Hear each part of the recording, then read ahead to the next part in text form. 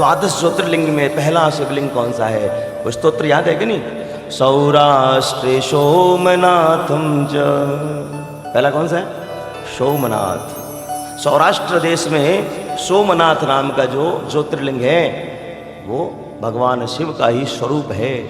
सोमनाम चंद्रमा का। हे सनकादि ऋषियों, चंद्रमा के द्वारा स्थापित है, इसलिए उसका नाम सोमनाथ है। चंद्र ने उसके स्थापित किया। चंद्र का एक नाम सोम भी है, उसके नाथ शिव, इसलिए उसका नाम पड़ा सोमनाथ। बड़ी अद्भुत कथा बताई इसकी स्थापना की।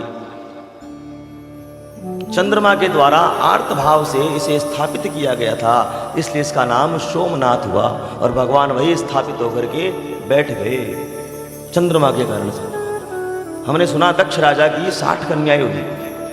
भगवान का जो ससुर था, 60 कन्याओं में से 27 कन्याएं जो थी चंद्रमा को ब्याही गई, जो नक्षत्र बन गए सारे।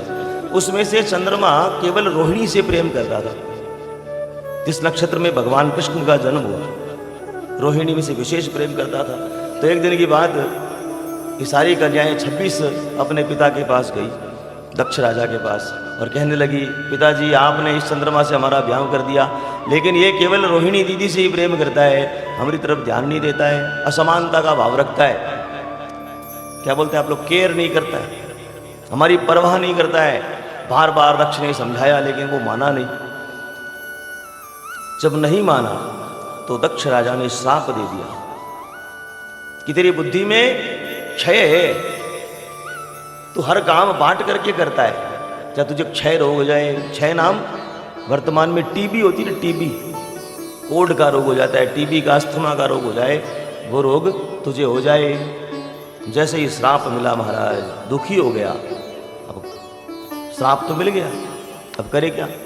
और 26 जो कन्याएं थी वो भी इनसे रुष्ट होकर के चली गई पिता के पास। अब एक पत्नी थी जिनसे प्रेम करता था, रोहिणी से।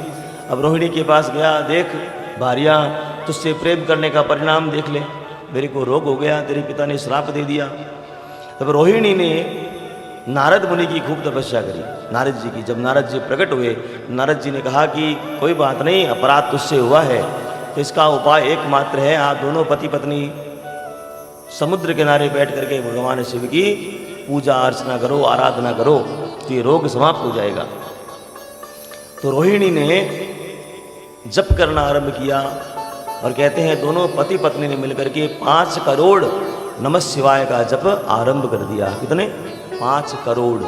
सुना ना कथा में हमने, पंचाक्षरी का आख्यान आया था। एक एक अक्षर जो है नमः शिवाय, एक एक का 1 करोड़ बार अगर हम जप करते हैं तो भगवान शिव प्रकट हो जाएंगे। जैसे ही 5 करोड़ पूर्ण हुए, भगवान शिव जो है प्रकट हो गए, प्रसन्न होकर के, और कहा महाराज आपने बड़ी कृपा की, आपने हमें दर्शन दिया। तो भगवान ने कहा तेरा क्षय रोग समाप्त तो नहीं होगा, लेकिन कुछ संशोधन कर देता हूं। तेरा यह शरीर, तेरा ये रोग जो है कृष्ण पक्ष में तो धीरे धीरे घटेगा, शुक्ल पक्ष में धीरे धीरे बढ़ेगा, वही कलाएं हैं। और जो भी मनुष्य जिनको ये सारा रोग हुआ है, ये सब चंद्र जनित दोष है। किसी को अस्थमा हो जाना, सर्दी जुकाम हो जाना, क्षय रोग, ये स्किन प्रॉब्लम होती है ना, टीबी की बीमारी, ये सारे चंद्रमा से जनित दोष हैं ज्योतिष में। तो जो भी व्यक्ति इनसे पीड़ित है और वो इस प्रकार मेरी पूजा करेगा तो इसके सारे रोग समाप्त हो जाएंगे, आशीर्वाद दे दिया।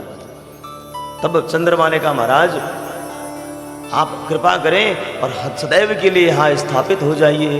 जब ऐसी प्रार्थना करी तो चंद्रमा के कहने से भगवान शिव वहाँ ज्योतिर्रूप में विराजमान हो गए और वही ज्योतिर्रूप में शिवलिंग सोमनाथ कहलाया। बोले सोमनाथ भगवान की जय हो। पहला ज्योतिर्लिंग, कथा के माध्यम से यात्रा करते हैं द्वादश ज्योतिर्लिंगों की। जीवन में एक बार जरूर ज्योतिर्लिंगों की पूर्ण यात्रा करनी चाहिए।